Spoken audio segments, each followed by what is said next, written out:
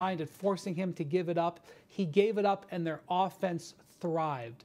Now, if you want to say, Stephen A. or Mad Dog, that you think that he could have had a bigger impact on the game, that he could have done some things to put more of his stamp on it, I don't disagree with that. But I can't get frustrated with a player who helped his team play brilliant offense by making smart basketball decisions. I will point out that Julius Randle was 1 of 7 in this game with 5 turnovers, and that Randle is averaging 3 assists in this series. And one of the big things they got to do tonight is get the ball out of Ant's hands so he can operate with more space. But I cannot criticize Ant for leading to great offensive basketball by his team. Well, Anthony Edwards had 5 turnovers too. So he had 6 assists, 5 turnovers. I know making the right play is the right thing to do most of the time. I often say, and I've had this happen, and I've seen great players talk about it. There's one thing, especially for a guy like Anthony Edwards, right? It was one of the earlier games where he had 13 points and he barely took any shots in the game, and we talked about being more active. So, like, I am going to say that whenever you're a great player, when you're on the verge of becoming a great player, every time that you don't impact winning, your game is going to struggle. I mean, I just want you to think about it for a second.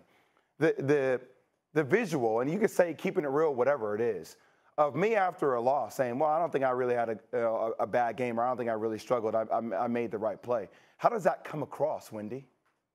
Yeah, he didn't take How does that come across when you are the star player? I don't care about his quotes. What do you mean? That's what we're talking about.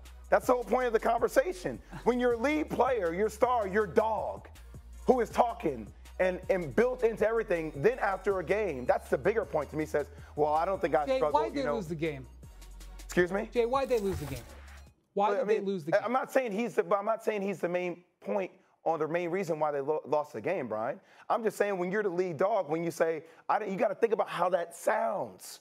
You got to think about where you are from a leadership perspective. Right. You can't say that. You are him. If you're going to be him, him is inclusive of everything. You know what I mean, Stephen A? What should he have said in that moment, Jay? Like, how should he have handled that as the leader? We all need to be better. I need to be better. Like, it's just little things like that. You don't say, I didn't struggle. You know, that's not how I determine struggle. They were in gaps. It didn't sound like you're being passive. That's not what you want from your lead guy. Stephen A., did that bother you? Yeah, it did. Y'all can leave us up on the screen, but figuratively speaking, I need everybody to move aside as I lock in on Wendy. Because I want Wendy up on the screen. I want to see him when I say this, because I love this man. I'm proud to have him on First Take. But there are moments where Wendy absolutely drives me crazy. Because for the life of me, I get your point. You know who you remind me of, Wendy? You're the Larry Brown of the media. You understand? The Larry Brown, everything's about playing the right way. Everything's about playing the right way. Damn it, sometimes it don't matter. Now, if Shai Gilgeous-Alexander was not on the opposition, dropping 40, 10, and 9, I'd feel you. And I understand that their offense was effective. I get it. You're looking at things in totality. I'm looking at things in a moment. I'm looking at when Oklahoma City went on a spurt. And it kept, every time you inch closer, all of a sudden they'd peel it back and they'd put you down 7. They'd put you down 9. They'd put you down 11. And wouldn't let you get closer. At some point in time, it's about you. It's about you. When you go to a negotiating table and you say, yo, I'm worth 50 mil. It ain't to play the right way. It's when things are going wrong, I'm the dude that's going to make it right. That's why LeBron is who he is. That's why Steph is who he is. That's why Kobe is who he was. That's why MJ is who he was. That's why the superstars are the superstars. Because when things ain't right, ain't neatly packaged, and everything is kosher, everything is straight up, and when it ain't that way, somehow, some way, you got the ability to make amends. We're not saying that Ant-Man had an awful game. What we're saying is 13 shot attempts, 16 points on your home turf, with you on the verge of falling to an insurmountable 3-1 deficit, with the dude that got league MVP in front of your face, dropping 40. With Jalen Williams, his sidekick, dropping 34, 13 shot attempts. What do we complain about with James Harden? The moneymaker, one of the most prolific scorers the game has ever seen. You wait until game 6 and 7 to attempt 9 and 10 shots. We didn't get on him for the amount of points he scored. We got on him because where's the attempts? Ant-Man attempts 20 shots a game. 20. He averaged nearly 28 a game. He hit 323 pointers, led the NBA in 3-pointers made this season.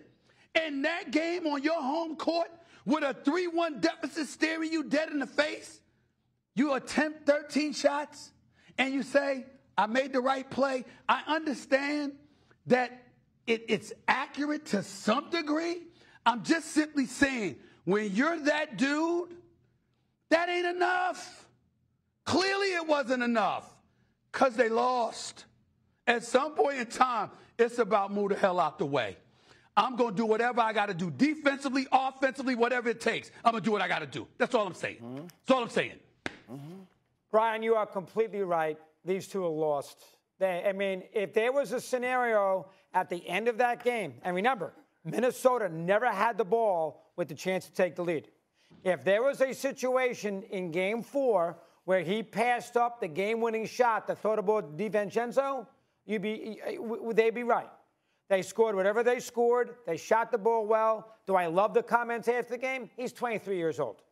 And ESPN, more than anybody else, has put him on a pedestal, the face of the league, which is the biggest bunch of garbage I've ever heard in my life. And I think that hurts That's him. not garbage. Oh, yes, it is. The brother's special. Yes, it is. I don't want to hear about the brother. Nonsense. I agree with you on that. Nonsense. I agree with you on that, The guy's never doggy. played in the final, was outshined badly by Luka, and all we ever do is say he's the next. No, he's not the face of the league. He plays in Minnesota, and they've never been in a final, and they almost got swept in a conference final last year. Let's take it easy. Will you please take it easy? Face of the league. That's LeBron. That's Bird. That's Jordan. No. That's a high we didn't level. Say he He's was. not at that level. We didn't say he was. We didn't say he was. The next face of the league. Stop at the next face of the league. The next. Oh, nonsense. If you're not win something. Win something. If you and then you can say that. Win something. Oh, please. Whatever. Win something. Be quiet. This is who he sent home. This is who he sent home. He sent home Kevin Durant. He sent home Devin Booker, Bradley Beal, Jokic, Jamal Murray, and now LeBron and Luka. I mean, damn. We can't say next. We can't say next. Hold on. We can't say next. No, you can't. We can't say next. Well, no, LeBron is second team All-NBA. LeBron is second team All-NBA. He's still a superstar in this league. He's still a superstar. LeBron didn't play like a superstar in this league. Will you be quiet? I agree. And thank you very much. We're not talking about face of the league. We're talking about the game, not face of the league. The game. The game. Why did they lose the game? We're not talking about perception. We're not talking about riding down the court on a stallion. You got to win the game. The reason they lost the game was because they couldn't get stops, because they kept turning the ball over, and because they couldn't rebound. That's why they lost the game. They had 126 points and shot 51%. He has like 6 or 7 playoff games in his career where he scored 40 points. We know he can score. You need him to win. It doesn't. If he had scored 45 and they lost, okay, let me just ask you this. So what you're saying, by your logic, if he had not taken 13 shots and he had taken 30, okay? Because, by the way, Shea was 13 of 30 in this game. He got to the foul line a lot. It was a great game. Don't get me wrong. Let's say he takes 30 shots and he goes 13 of 30.